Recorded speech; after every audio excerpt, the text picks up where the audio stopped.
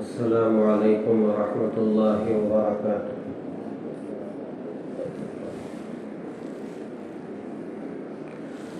الحمد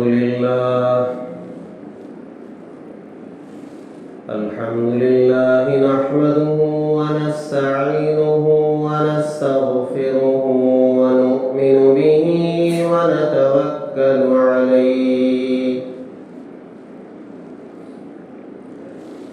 ونعوذ باللہ من شرور انفسنا ومن سیئات اعمالنا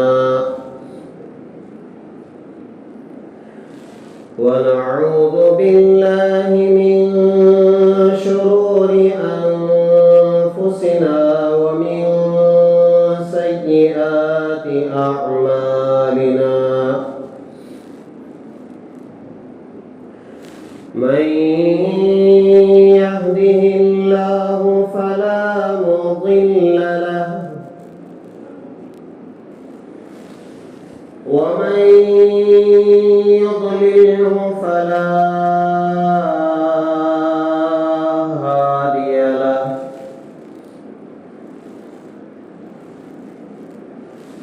ونشهد أن لا إله إلا الله وحده لا شريك له ونشهد أن سيدنا ونبينا ومولانا محمدا عبده ورسوله الذي أرسل بالحق بشيرا ونذيرا وداعيا إلى الله بإذنه وسراجا منيرا أما بعد فقد قال الله تبارك وتعالى في القرآن المجيد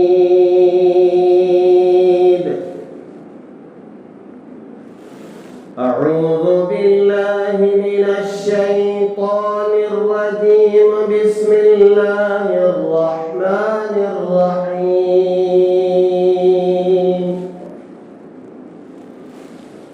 إنا عرضنا الأمانة على السماوات والأرض والجبال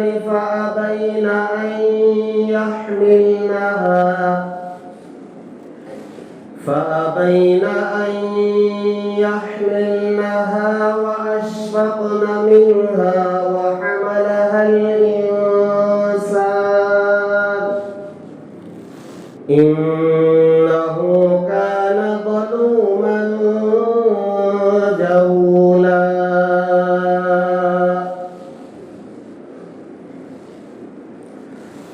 آمنت بالله صدق الله العظيم وصدق رسوله النبي الكريم ونحن على ذلك لمن الشاهدين والشاكرين والحمد لله رب العالمين۔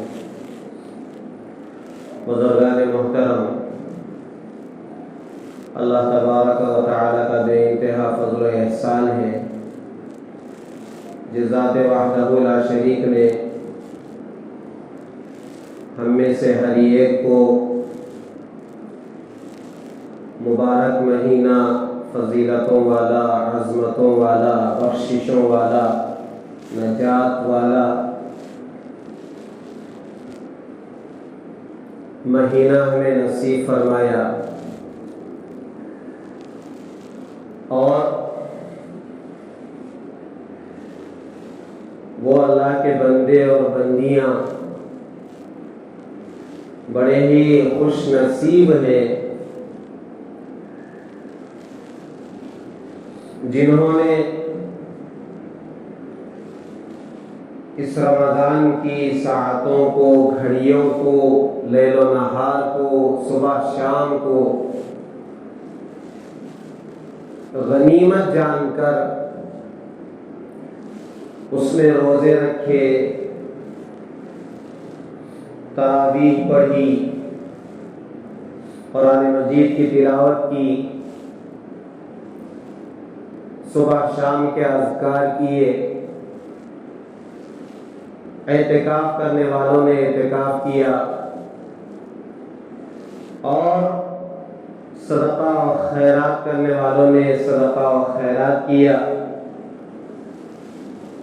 اور جو توفیق ہوئی اللہ کی طرف سے نیکیوں کی، انہوں نے ایک لمحہ بھی بیکار کیے بغیر رمضان کو عبادتوں میں گزارا۔ یہ بڑے خوش نصیب ہیں۔ اور کچھ بد نصیب بھی ہیں جن کو نہ روزوں سے کچھ تعلق تھا، نہ تراویح سے کچھ تعلق تھا، نہ تلاوت سے کچھ تعلق تھا، نہ ذکر و اذکار سے کچھ تعلق تھا۔ ان کے لیے رمضان کا آنا اور جانا دونوں برابر۔ یہ بڑے بد نصیب لوگ ہیں۔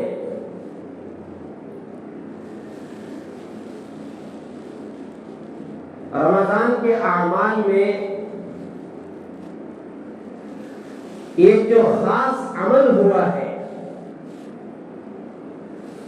وہ ہے قرآن مجید کا پڑھنا اور قرآن مجید کا سننا نماز تراویح ہے۔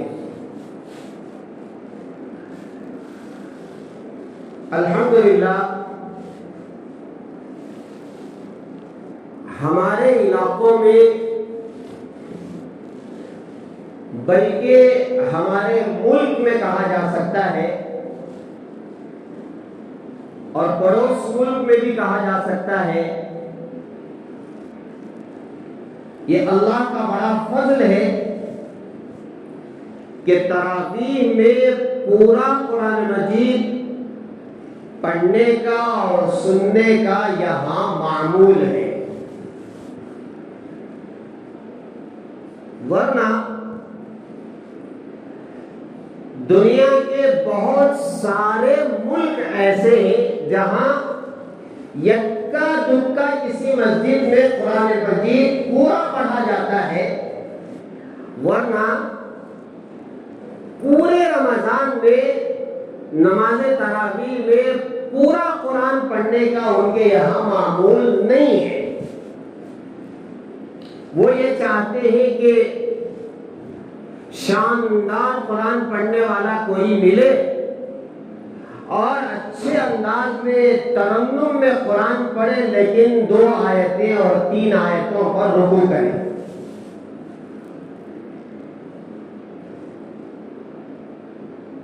کئی ملکوں میں اور بڑی بڑی مساجد میں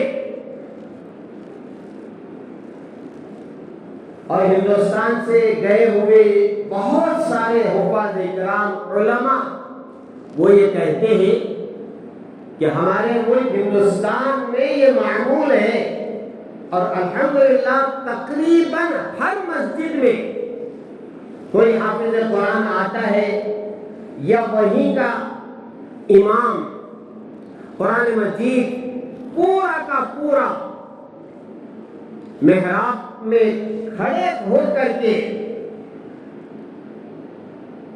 قرآن مجید سناتا ہے۔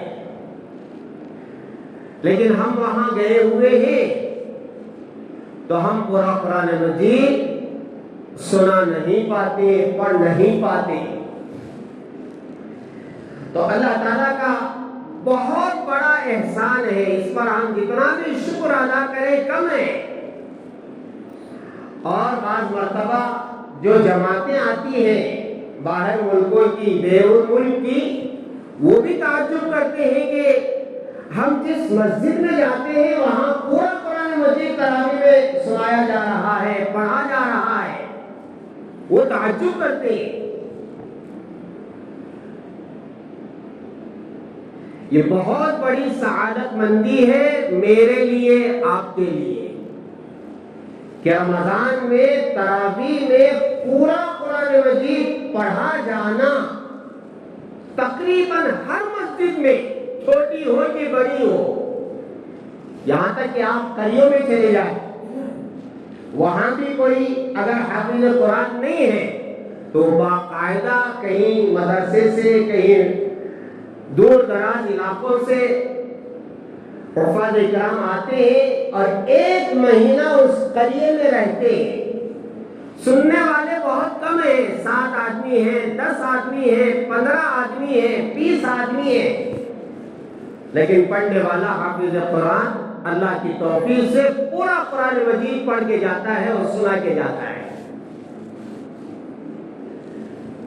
یہ جو دور ہے قرآن پاک کا، رمضان میں قرآن کا دور، یہ اللہ پاک کی طرف سے جو نظام ہے وہ کیوں ہے؟ اس قرآن مجید کا پڑھنا اور سننا، سال میں 1 مرتبہ اس کا دور کرایا جاتا ہے اور پورے امت کے سامنے یہ قرآن سنایا جاتا ہے کہ دیکھو یہ اس کے الفاظ ہیں، یہ اس کے احکامات ہیں، اس کا پڑھنے کا طریقہ یہ ہے، نماز میں اس کو اس طرح پڑھا جاتا ہے، ترتیل کے ساتھ، تجوید کے ساتھ۔ حفاظ کرام اس کا حق ادا کر دیتے ہیں، ان کو جو مزہ آتا ہے قرآن پڑھنے میں وہ تو قرآن کا حق ادا کر دیتے ہیں۔ تو یہ جو نظام ہے قرآن کے سننے اور سنانے کا، یہ کیوں ہے؟ اس پر اگر ہم غور کریں تو اس سے صاف ظاہر ہوتا ہے اللہ تعالیٰ یہ چاہتے ہیں کہ میرا کلام میرے بندوں کے سامنے سال میں 1 مرتبہ میرے سامنے کھڑے ہو کر کے اس کو پڑھا جائے، اس کو سنا جائے، تاکہ بقیہ جو 11 مہینے ہیں ان 11 مہینوں میں اس پر عمل کیا جائے۔ ہاں، یہی اس کا مقصد ہے۔ قرآن مجید یہ ہمارے لیے دستور العمل ہے، عمل کرنے کے لیے ہے۔ اس کے اندر 6666 جو آیتیں ہیں اور 114 جو سورتیں ہیں، جو سورہ فاتحہ سے شروع ہو کر کے سورۃ الناس تک ختم ہوتے ہیں، یہ پورا قرآن مجید عمل کرنے کے لیے ہے، اور اس کے اندر جتنے احکامات ہیں وہ سارے کے سارے فرض ہیں۔ اسے آپ ذہن میں رکھیں۔ فرض کسے کہتے ہیں؟ فرض اسے کہتے ہیں کہ جس کا حکم قرآن پاک میں صراحت کے ساتھ آیا ہو۔ اور حرام کسے کہتے ہیں کہ یہ چیز حرام ہے، بالکل آپ اسے استعمال نہیں کر سکتے، چھو نہیں سکتے، دیکھ نہیں سکتے، وہ بھی اس قرآن مجید میں جو صراحتاً جس کا ذکر کیا گیا ہے کہ یہ چیزیں تمہارے لیے حرام ہے، ناجائز ہے، تم اسے استعمال کر ہی نہیں سکتے، وہ احکامات ہیں جو اس قرآن مجید کی آیتوں میں موجود ہیں۔ تو یہ ایک طرف کرنے کے احکامات ہیں جن کو فرض کہا جاتا ہے، اور دوسری طرف کچھ منہیات ہیں، نواہی ہیں، یعنی نہ کرنے کی چیزیں ہیں جو اس کے اندر صراحتاً بیان کی گئی ہے، جن کا ترک کرنا، چھوڑنا ضروری ہے اور ان کا استعمال کرنا حرام ہے۔ اور پھر اس کے بدلے میں فرائض آپ ادا کریں گے، اللہ تعالیٰ اس کے بدلے میں انعامات دیں گے، جنت دیں گے، اپنی رضا کا اعلان کریں گے۔ اور دوسری طرف اگر ان حرام چیزوں سے بچتے ہیں تب بھی اللہ تعالیٰ اپنی رضا کا اعلان کرتے ہیں، ثواب ہے، جنت ملے گی۔ اور اگر اس کا الٹا کریں گے، فرائض کو چھوڑیں گے اور حرام کاموں کو استعمال کریں گے تو اس پر سزا ہے، عذاب ہے، جہنم ہے، اور اللہ تعالیٰ کی اور اللہ کے رسول کی ناراضگی ہے۔ یہ کلام پاک دیکھو میرے عزیزو، یہ جو نسخہ ہے کتاب کی شکل میں جو میرے ہاتھ میں ہے، اس کا ہمارے پاس رہنا بھی یہ اللہ تعالیٰ کی بہت بڑی نعمت ہے۔ ہمیں اس کا احساس نہیں ہے کہ یہ کتاب، یہ نسخہ ہمارے پاس ہے، یہ بہت بڑی نعمت جو ہمیں ملی ہے، اس کا احساس نہیں ہے۔ میرے شیخ و مرشد حضرت مولانا پیر ذوالفقار احمد صاحب نقشبندی مجددی دامت برکاتہم، حضرت فرماتے ہیں 1992 میں 1992 میں حضرت فرماتے ہیں کہ میرا سفر ہوا تاشقند کا۔ وہاں ایک علاقے میں حضرت فرماتے ہیں کہ ہم گزر رہے تھے ایک جگہ، ایک مقام پر، تو ایک عورت دوڑتی ہوئی ہمارے پاس آئی، دوڑتی ہوئی۔ اس کو معلوم ہو گیا کہ یہ مسلمان ہے۔ اور میں آپ کو یہ بتاؤں،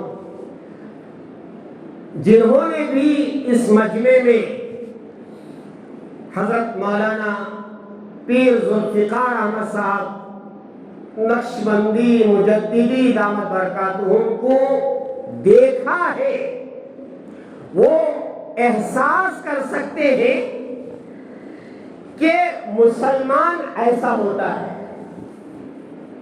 اور آپ کی جو شکل و صورت ہے، میں آپ کو بتاؤں،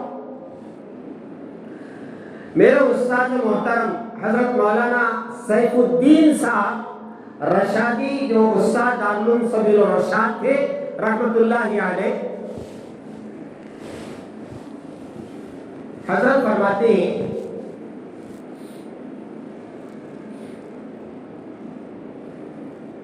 خواب میں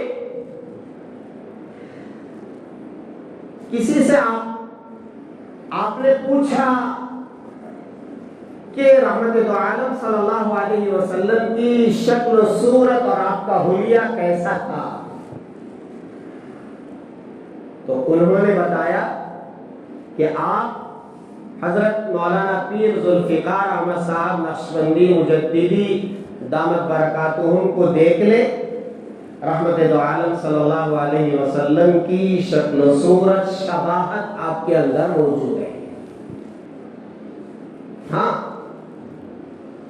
سچ مانے، جس وقت ہندوستان میں آپ آئے تھے اور بڑا سا اسٹیج بنا ہوا تھا، اور حضرت والا اپنے عصا کے ساتھ ہمیشہ آپ کے ہاتھ میں عصا رہتا تھا، رہتا تھا نہیں، رہتا ہے ابھی بھی، بڑا سا عصا۔ آپ جب اسٹیج پر آئے، ایسا لگا کہ ایک سلسلہ جو حضرت انبیاء علیہ السلام کا دنیا میں چلا ہے، میرے دل نے گواہی دی کہ یہی سلسلے کی ایک کڑی ہے آپ کی شخصیت، جسے دیکھ کر اللہ یاد آتا ہے، اور جسے دیکھ کر کے بہت سارے لوگوں نے سچی اور پکی توبہ کی ہے۔ ہاں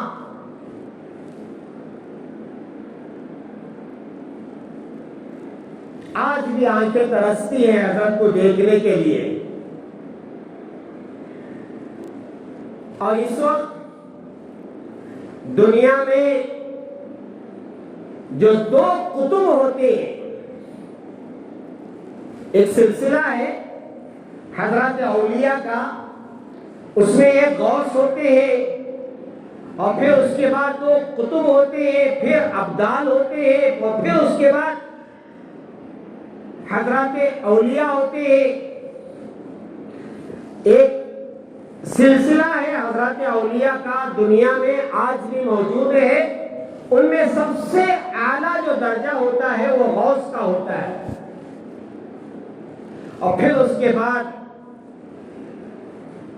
دو قطب ہوتے. ایک قطب ہوتا ہے بولنے والا جو نصیحتیں کرتا ہے, اور ایک قطب ہوتا ہے جو خاموش پوری امت پر توجہ ڈالتا ہے. میرا یقین ہے, بلکہ میرا ایمان ہے کہ اس وقت جو دو قطب ہیں ان میں سے ایک قطب حضرت مولانا پیر ذوالفقار احمد صاحب نقشبندی مجددی دامت برکاتہم ہے.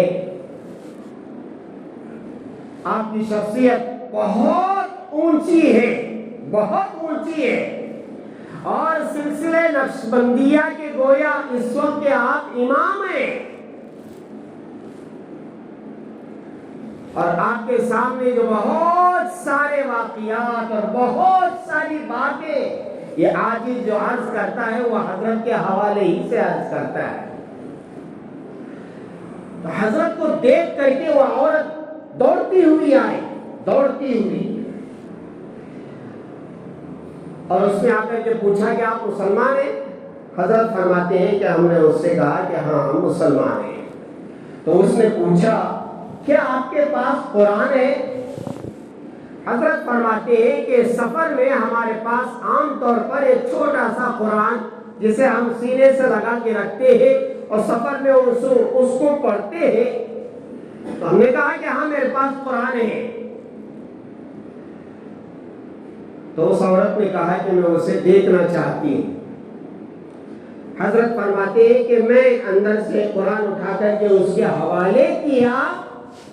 حضرت فرماتے ہیں کہ وہ عورت قرآن پاک کا نسخہ لے کر کے کبھی اس آنکھ میں لگا رہی ہے, کبھی اس آنکھ میں لگا رہی ہے, کبھی سر پر رکھ رہی ہے, کبھی چوم رہی ہے, اور دیوانوں کی طرح اس قرآن کو پکڑ کر کے رو رہی ہے, آنکھوں سے لگا رہی ہے, بوسہ دے رہی ہے, سر پر رکھ رہی ہے بہت دیر تک. حضرت فرماتے ہیں میں نے اس سے پوچھا کہ آپ یہ کیوں کر رہی ہے اس طرح؟ تو وہ عورت کہتی ہے, سنو میرے پیاروں, وہ عورت کہتی ہے میری عمر اس وقت 39 سال ہے, یہ کم 40 سال. میری عمر اس وقت ایک کم 40 سال ہے, اور میں زندگی میں پہلی مرتبہ قرآن کا نسخہ دیکھ رہی ہوں. قرآن کتاب کی شکل میں 40 سال ہونے کو ہے. میں پہلی مرتبہ قرآن کیا ہوتا ہے, قرآن کتاب کی شکل میں کیسا ہوتا ہے, میں پہلی مرتبہ یہ قرآن اپنے ہاتھ میں پکڑ کے دیکھ رہی ہوں. ہمیں اس کی قدر نہیں ہے کہ ہم تو اتنے خوش نصیب, ہمارے گھروں میں قرآن ہے, ہماری مساجد میں قرآن ہے, ہمارے دکانوں میں قرآن ہے, اور بعض اللہ کے بندے ایسے ہیں جن کے پاس ہمیشہ قرآن رہتا ہے. اس پر بھی ہم اللہ کا شکر ادا کریں. اور سنو میرے پیارو, یہ جو نسخہ ہے, یہ جو قرآن ہے, یہ ہو بہو جیسے نازل ہوا, ہو بہو من عن اے ٹو زیڈ جیسے نازل ہوا ویسے آج بھی موجود ہے. میں جو کہہ رہا ہوں آپ اس پر غور کریں. اور یہ اس کی طاقت, اس کا ثقل, اس کا بھاری پن, اللہ اکبر.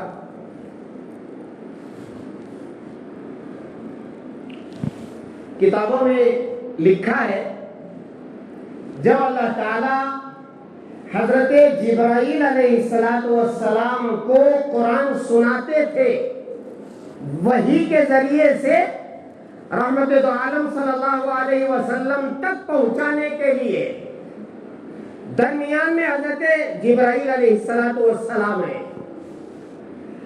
تو جب اللہ تعالی قرآن پڑھ کر کے جبرائیل کو سناتے تھے، کتابوں میں موجود ہے حضرت جبرائیل کے علاوہ سارے فرشتے بے ہوش ہو جاتے تھے. حضرت جبرائیل علیہ السلام کی واحد شخصیت، ایک تنہا فرشتہ حضرت جبرائیل اللہ تعالیٰ کی زبان مبارک سے اپنا کلام سننے کی طاقت رکھتا تھا، بقیہ کوئی فرشتہ اس کی طاقت نہیں رکھتا تھا. بے ہوش ہو جاتے تھے. اور جب اللہ تعالیٰ تلاوت ختم کرتے تو فرشتے ہوش میں آتے اور پوچھتے تھے جبرائیل علیہ السلام سے کہ جبرائیل آپ کے رب نے کیا فرمایا؟ تو حضرت جبرائیل علیہ السلام فرماتے تمہارے رب نے حق کہا. پھر حضرت جبرائیل علیہ السلام ان آیتوں کو لے کر کے رحمت دو عالم صلی اللہ علیہ وسلم کی خدمت میں آتے تھے. اور سنو، حضرت جبرائیل علیہ السلام جب آپ صلی اللہ علیہ وسلم کی خدمت میں یہ قرآن لے کر کے آتے تھے وحی کے طور پر، آپ صلی اللہ علیہ وسلم کی کیفیت بدل جاتی تھی.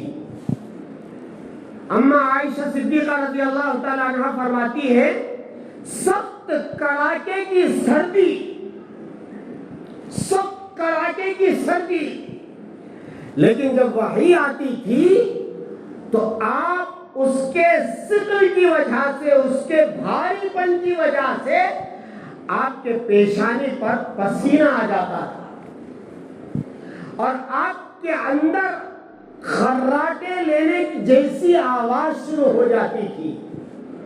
حضرت عائشہ صدیقہ رضی اللہ تعالیٰ عنہ فرماتی ہے جب یہ کیفیت ہوتی تھی تو میں سمجھ جاتی تھی کہ حضرت جبرائیل آئے اور آپ پر وحی نازل ہو رہی ہے.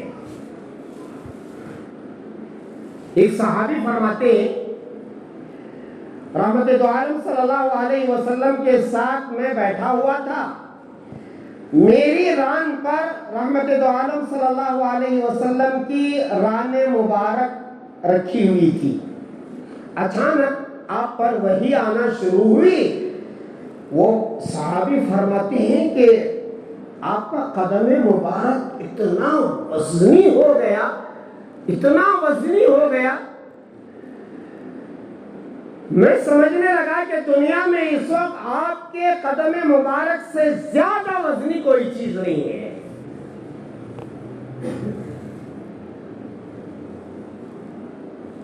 اتنا ثقیل کلام ہے.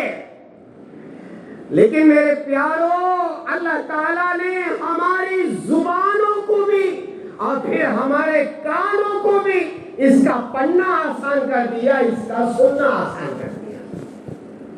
بہت بڑی نعمت ہے، بہت بڑی نعمت. ابھی آپ نے سنا نا، فرشتے سن نہیں پاتے تھے، بے ہوش ہو جاتے تھے.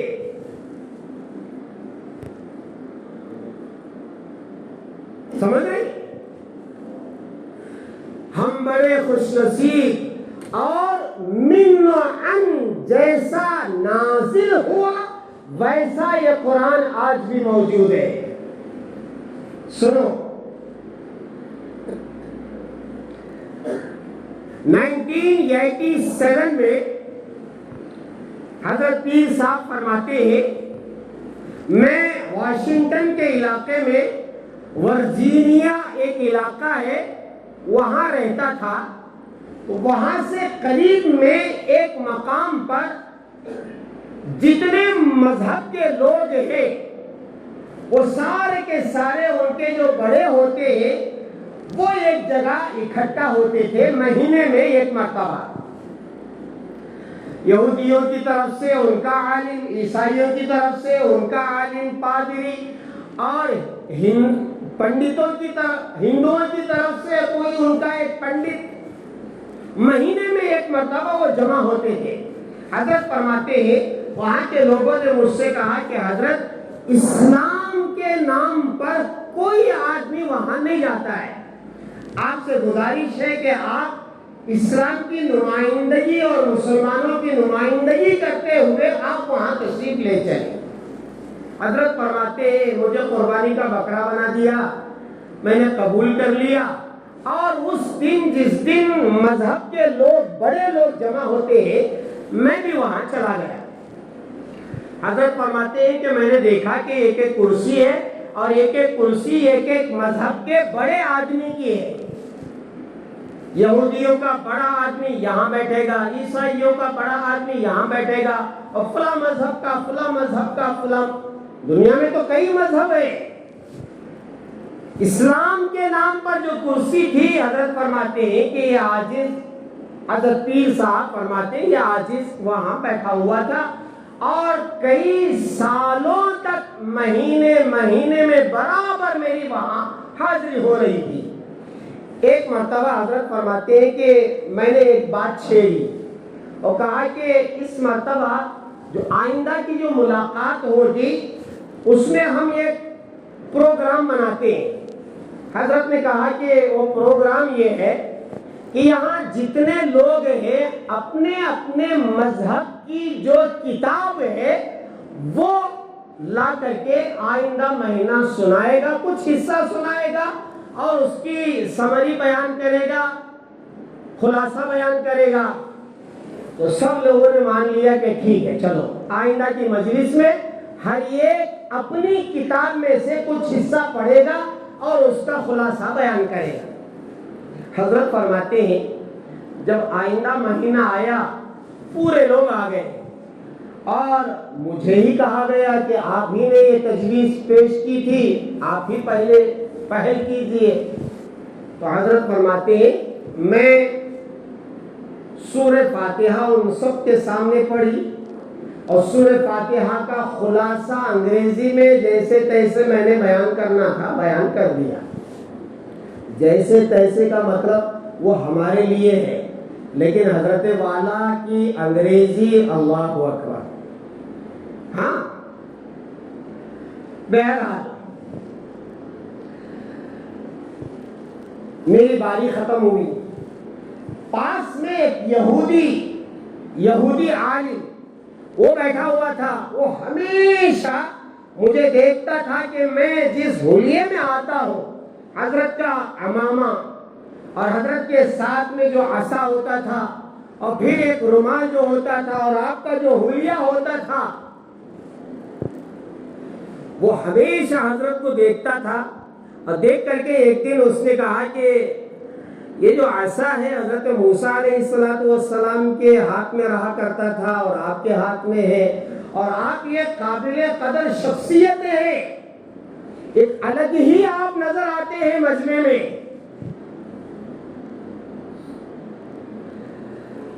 بہرحال وہ یہودی اپنی کتاب اٹھا کر کے تورات انگریزی میں پڑھنا شروع کیا. حضرت نے کہا کہ میں آپ سے کچھ پوچھنا چاہتا. اس نے کہا پوچھئے. کہا کہ حضرت موسیٰ علیہ السلام کے اوپر جو کتاب نازل ہوئی تھی ہم نے شرط رکھی تھی کہ اپنے اپنے دین کے نبیوں کے اوپر جو کتاب نازل ہوئی ہے اس کو پڑھنا ہے. اب یہ جو آپ پڑھ رہے ہیں موسیٰ علیہ السلام پر جو کتاب نازل ہوئی تھی اس کی زبان کیا تھی؟ تو اس نے کہا عبرون یعنی عبرانی زبان میں تھی. حضرت نے پوچھا آپ تو انگریزی میں پڑھ رہے ہیں. حضرت فرماتے پورے مجمع میں سناٹا چھا گیا اور یہ پادری عیسائیوں کا بڑا اٹھ کر کے اس نے کہا اگر آپ سب اجازت دیں تو میں یہ کھلی بات کہنا چاہتا ہوں. تو سب نے کہا کہو. اس نے ببانگے دوہل سب کے سامنے کہا میں اس بات کی گواہی دیتا ہوں سوائے مسلمانوں کے کسی کے پاس اصلی کتاب نہیں ہے. ہاں میرے پیاروں یہ جو قرآن ہے اصلی شکل میں جس کی تلاوت رحمت دو عالم صلی اللہ علیہ وسلم اپنی زبان مبارک سے کیا کرتے تھے، اور صدیق اکبر، عمر فاروق، عثمان غنی، علی مرتضی اور جتنے صحابہ ہیں اپنی زبان مبارک سے جس کلام کو پڑھا کرتے تھے، اور اس کے بعد تابعین، تبع تابعین، اولیاء اللہ، چاہے کسی بھی سلسلے کے ہو، نقشبندی کے سلسلے کے ہو یا چشتیہ ہو، قادریہ ہو، سہروردیہ ہو، صابریہ ہو، چاہے جس سلسلے کے حضرت اولیاء ہو، وہ اور اس کے بعد سے لے کر آج تک، اور آج چھوٹا سا بچہ 5 سال کا ہو، 7 سال کا ہو، 10 سال کا ہو، 12 سال کا ہو، 15 سال کا ہو، اس کو لا کر کے کھڑا دیا جائے اور وہ جو قرآن پاک پڑھتا ہے وہی کلام ہے، وہی الفاظ ہے جو حضرت جبرائیل نے اللہ کے پاس سے لا کر کے رحمت دو عالم صلی اللہ علیہ وسلم کو سنایا، اور میرے آقا نے حضرات صحابہ کو سنایا، اور حضرات صحابہ نے بالترتیب ایک ایک بار دیگر سناتے سناتے سناتے سناتے آج کا یہ بچہ بھی اگر پڑھ رہا ہے تو وہی قرآن ہے جو اللہ نے نازل فرمایا ہے۔ ہاں میرے عزیزو، بات پکی ہے، ہم بڑے خوش نصیب ہیں، ہاں بڑے خوش نصیب ہیں۔ حفاظ کرام نے آپ کے سامنے قرآن سنایا ہے، آپ نے سنا ہے، دیکھا نہیں آپ نے؟ پورا قرآن مجید کھڑے ہو کر کے مصلی پر بغیر دیکھے کہ قرآن جو انہوں نے سنایا ہے میرے پیاروں وہی کلام ہے جو اللہ نے جبرائیل کو سنایا تھا۔ ایک وقت آئے گا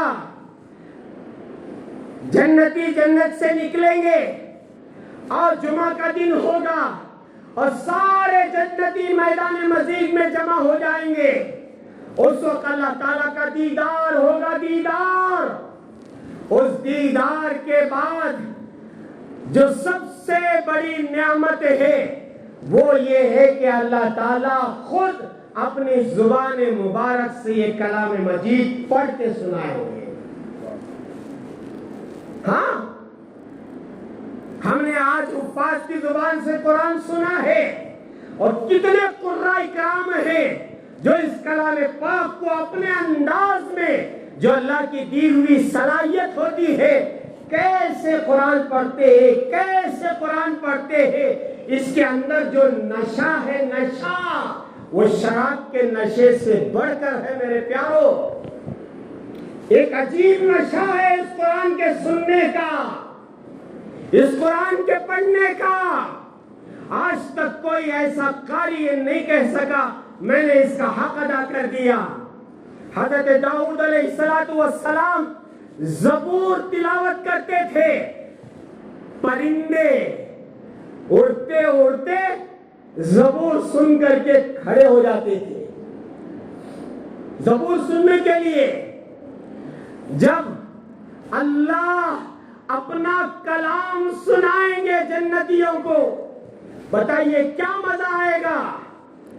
یقین مانے آج بھی اس کلام میں وہی مزہ ہے، وہی چاشنی ہے، وہی مٹھاس ہے، لیکن وہ مٹھاس ہمیں اس لیے محسوس نہیں ہو رہی ہے کہ ہمارے دل گندے ہو چکے ہیں، ہماری آنکھیں گندی ہو چکے ہیں، ہمارے کان گندے ہو چکے ہیں، ہمارا کھانا حرام، ہمارا پینا حرام، ہمارے کپڑے حرام کاری ہمارا منصب بن چکا ہے، کام بن چکا ہے۔ 1 روپیہ بھی حرام کا اگر جسم میں چلا جائے وہ اس قرآن کی چاشنی اور اس کا مٹھاس محسوس نہیں کر سکتا۔ آج بھی ایسے بندے موجود ہیں جو اس کلام پاک کو روزانہ یہ ختم کرتے ہیں۔ میں آپ کو بتاؤں، شہر بنگلور میں ایک عورت، ایک عالم کی بیوی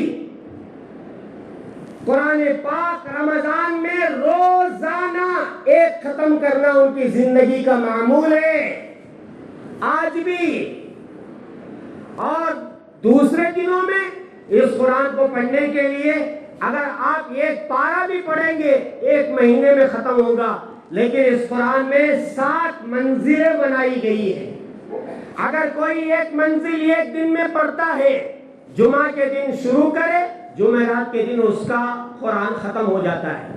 الحمدللہ وہ عورت حافظہ ہے، ایک عالم کی بیوی ہے، اور الحمدللہ ثم الحمدللہ ہمارے سلسلے نقشبندیہ ہی کی وہ عورتیں ہیں، ان کا معمول ہے 7 دن میں یہ قرآن مجید ختم کرنا۔ ہم آج سے عہد کریں کہ روزانہ اس قرآن مجید کو اٹھائیں گے اور کچھ نہ کچھ حصہ اس میں سے پڑھیں گے، بولو انشاءاللہ۔ اور جو نہیں سیکھے نہیں پڑھ سکتے، الحمدللہ آج بھی اس کا انتظام ہے، عورتوں کے لیے بھی انتظام ہے، مردوں کے لیے بھی انتظام ہے، بچوں کے لیے بھی انتظام ہے، نوجوانوں کے لیے بھی انتظام ہے۔ آپ گھر میں نہیں پڑھ سکتے، الحمدللہ آن لائن پڑھنے کا انتظام ہے۔ اس قرآن کو سیکھنے کے لیے آج کئی راستے ہیں، بس عزم کرنا ہے، ارادہ کرنا ہے۔ انشاءاللہ آپ ارادہ کریں گے اسے پڑھنے کا اور اس پر عمل کرنے کا اور اللہ کی رضا حاصل کرنے کا، انشاءاللہ اللہ تعالیٰ ضرور موقع عنایت فرمائیں گے۔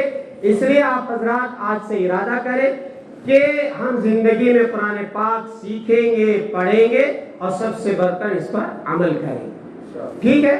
میں جتنے حفاظ کرام نے قرآن مجید کو سنایا ہے، میں دل کی گہرائیوں کے ساتھ، اور خاص طور پر اس مسجد میں ہمارے حضرت مولانا محفوظ الرحمان صاحب جو ہماری اس مسجد کے امام ہیں، انہوں نے قرآن پاک سنایا، اور یہاں کے مصلیوں نے گواہی دی کہ الحمدللہ انہوں نے بہترین قرآن ہمیں تراویح میں سنایا ہے۔ اور ہمارے الیاس نگر میں ایک حافظ قرآن آئے تھے، اللہ ان کو جزائے خیر عطا فرمائے، اتنا بہترین قرآن انہوں نے سنایا، اور الحمدللہ ہمارے سب علاقے کے حفاظ اکرام بہترین انداز میں انہوں نے قرآن سنایا ہے۔ میں پورے مصلیوں کی طرف سے اور پوری امت کی طرف سے جتنے حفاظ اکرام نے قرآن مجید سنایا ہے، میں ان کا تہ دل سے شکریہ ادا کرتا ہوں، اور پھر دعا کرتا ہوں کہ اللہ تبارک و تعالی ان کو دنیا میں بھی اور آخرت میں بھی بہترین اجر عطا فرمائے۔ اور اس سے بڑھ کر کیا ہے کہ قیامت کے دن ان حفاظ کو اللہ تعالیٰ جمع کریں گے اور کہیں گے پڑھتا جا اور جنت کے درجات چڑھتا جا، پڑھتا جا اور جتنا اوپر جا سکتا ہے تو چلے جا۔ فرماتے ہیں حفاظ اکرام قرآن مجید ختم نہیں کرتے۔ آپ نے دیکھا تراویح میں قرآن ختم نہیں ہوا، ختم ہو کر کے پھر شروع ہو گیا۔ آخر کی 19ویں رکعت میں قرآن ختم، پھر 20ویں رکعت میں قرآن شروع۔ قرآن کبھی ختم نہیں ہوتا، تو مفسرین نے کہا کہ وہ پڑھتے رہیں گے، ان کے درجات چڑھتے رہیں گے، چڑھتے رہیں گے، چڑھتے رہیں گے۔ قرآن ختم ہوگا، پھر شروع کریں گے، پھر چڑھتے رہیں گے، پھر چڑھتے رہیں گے۔ حفاظ اکرام کے مقام کا اندازہ ہم کر ہی نہیں سکتے۔ آخر میں ایک بات بتا کر کے میں بات ختم کرتا ہوں۔ جنتی جنت میں جا رہے ہیں، اللہ تعالیٰ پورے حفاظ اکرام کو بلائیں گے، آؤ آؤ آؤ، تم بھی آؤ، تم بھی آؤ، یہاں کھڑے رہو۔ اللہ جنتی جنت میں جا رہے ہیں، ہم کب جائیں گے؟ ہم کب جائیں گے؟ اللہ کہیں گے سنو میرے پیارو، اللہ کہیں گے یہ جو میرے نافرمان ہیں، بے نمازی، شرابی، زانی، جواری، رشوت کھانے والا اور دھوکہ دینے والا، نافرمانی کرنے والا اور کافر اور مشرک، یہ جو میری نافرمانی کر کے گناہ کیے ہیں، ان کی وجہ سے جو مجھے غصہ آ رہا ہے، یہ غصہ جب تم کو میں دیکھتا ہوں، حفاظ اکرام سے اللہ فرمائیں گے جب میں تمہیں دیکھتا ہوں تو تمہیں دیکھ کر کے میرا غصہ ٹھنڈا ہو جاتا ہے۔ اللہ اکبر۔ اللہ حفاظ کو ایک جگہ کھڑا کر کے کہیں گے تمہاری وجہ سے تمہیں دیکھ کر کے میرا غصہ ٹھنڈا ہوگا اس لیے تم یہاں کھڑے رہو. کیا مقام ہے حفاظ اکرام کا میرے پیاروں, کیا مقام ہے, ہم ان کا اندازہ نہیں کر سکتے. وہ تو یہاں ہم نے ان کو ذلیل کیا ہے, رسوا کیا ہے. حافظ سے زیادہ ذلیل ہماری نظر میں کون ہے؟ کوئی نہیں ہے. ہم نے ان کو ذلیل کیا ہوا ہے, لیکن ان کا مقام بہت اونچا ہے. آپ ان کے مقام کا اندازہ لگائیں. یہاں جب یہ کھڑے ہوتے ہیں ان کے اعزاز میں ایک نہیں 4 مصلے بچھائے جاتے ہیں. علماء نے کہا یہ بھی اعزاز ہے ان کا کہ یہاں 4 مصلے بچھائے جا رہے ہیں. آپ دنیا ہی میں ان کا اندازہ لگائیں ان کے اعزاز کا. وجہ کیا ہے؟ اس لیے کہ ان کے سینے میں قرآن ہے, اور جنہوں نے جو بھی مقام پایا ہے وہ قرآن مجید کی وجہ سے ہی پایا ہے. اس لیے ہم اپنا رابطہ قرآن سے مضبوط رکھیں. انشاءاللہ کامیابی ہمارے قدم چومے گی. اللہ تبارک و تعالیٰ سے دعا ہے اللہ تعالیٰ نے قرآن کو صحیح اس کے حق کے ساتھ پڑھنے کی توفیق عطا فرمائے, اور اللہ تعالیٰ موت تک اس پر عمل کرتے رہنے کی توفیق عطا فرمائے. وآخر دعوانا ان الحمدللہ رب العالمین. جو آدھا سنت نہیں پڑھی ہے سنت